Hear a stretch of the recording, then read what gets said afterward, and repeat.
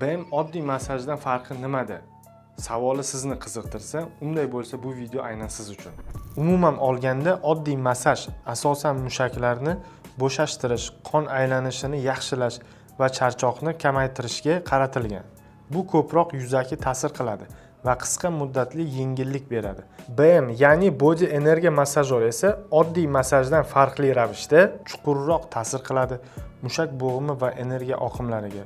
Organizm energiya balansini tiklaydi.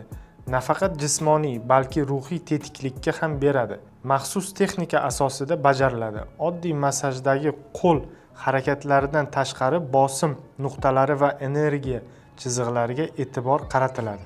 Natija uzoqroq saqlanadi. Odam o'zini yengil, tetik va barqaror his qiladi. Qisqa qilib aytadigan bo'lsak, oddiy massaj asosan mushakni bo'shatadi. BM esa butun tanani energiya va kuch bilan uyg'unlashtiradi. Agar siz faqat jismoniy emas, balki ruhiy barqarorlikni his qilishni istasangiz, Body Alignment markazi siz uchun. Qo'shimcha ma'lumotlar uchun quyidagi raqamlar orqali biz bilan bog'laning.